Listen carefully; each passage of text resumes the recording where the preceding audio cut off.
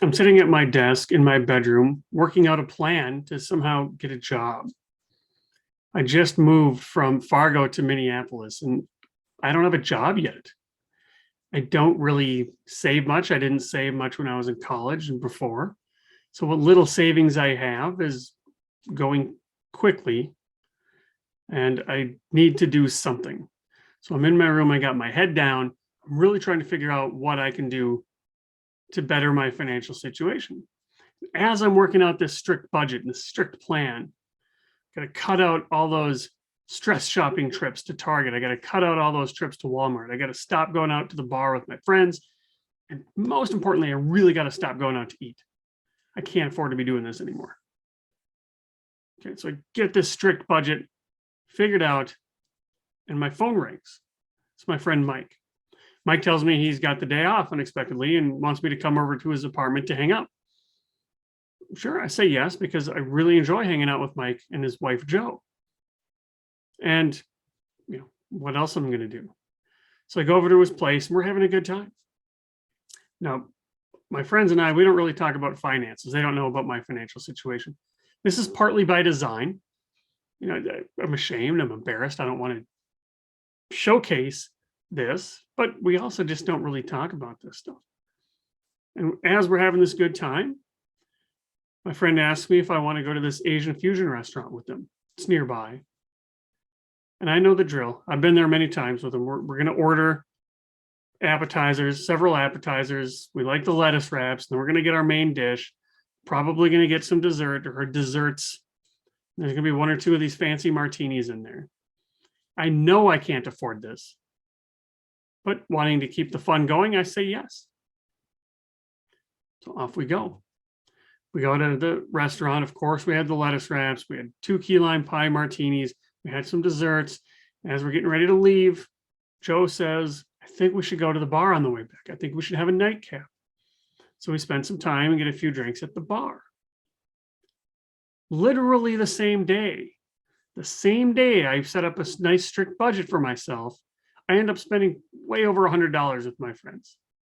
Looking back on this time today, I realized that I just didn't know how to say no to my friends. The temptation was far too high. So find out more right after this.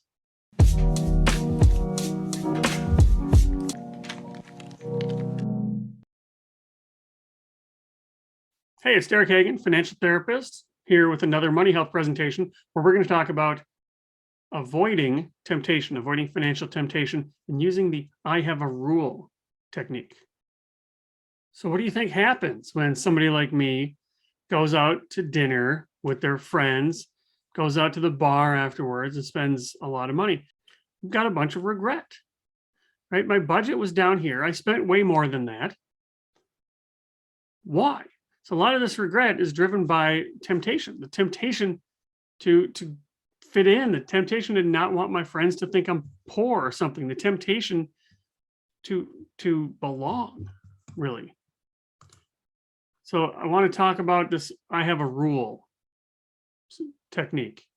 Okay, so you've got your money, you've got your values, and right in that middle, apologize for my pointing. I feel like I'm a weatherman. I haven't used this before. But right here in the middle, that's where we get the I have a rule. I have a rule. You can set rules for yourself around your values, around your life. And then you can use that to politely decline. And we'll talk about how to use that. Because what normally happens is you've really got a choice. Bronnie Ware, author of Top 5 Regrets of the Dying, has said that the top regret she found in people was I didn't live a life that was true to myself. I didn't live a life that was aligned with my values. I lived instead a life that other people expected of me. Okay, here's your values.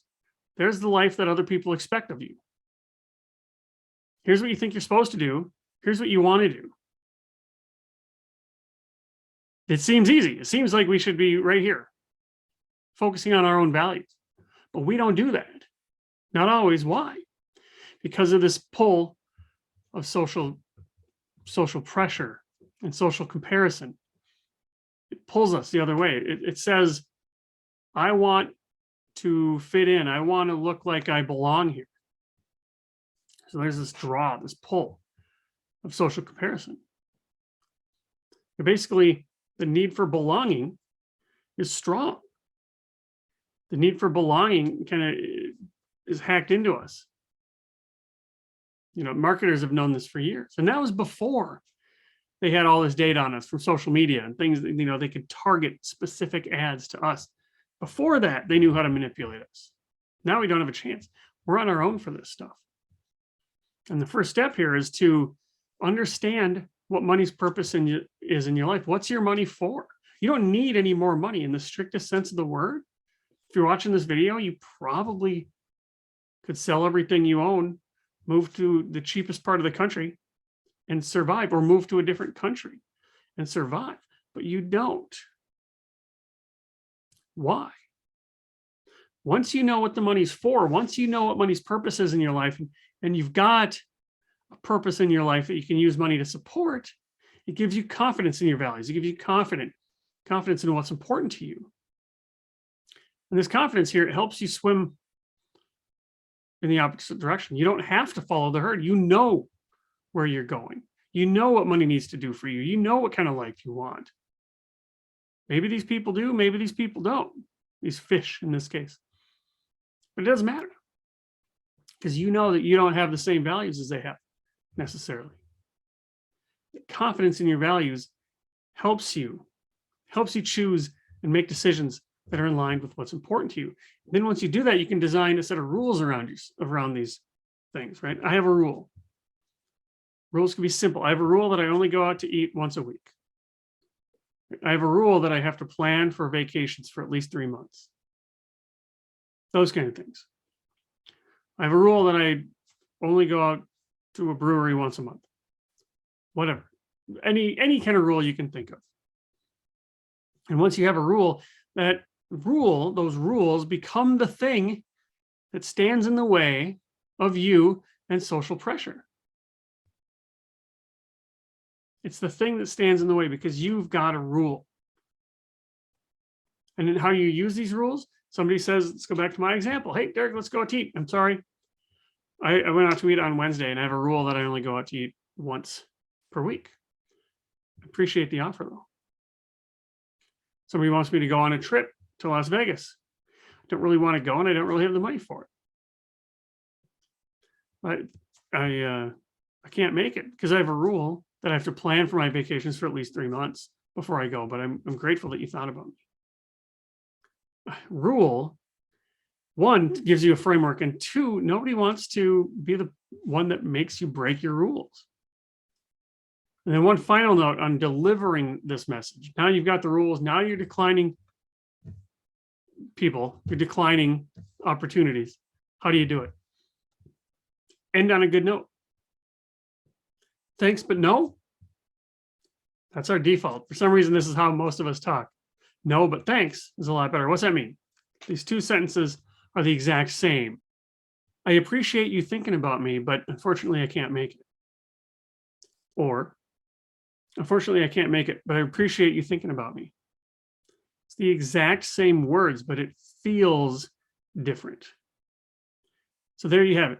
Belonging and pressure, social pressure, peer pressure, keeping up with the Joneses, all these things are designed, and we've got some wiring in our brain to pull us away from our values. But once we know what our values are, we can take steps to design a life around that and develop a set of rules for ourselves. And we can use those rules to politely decline offers when we're tempted, when other people want us to do something that we don't necessarily want to do.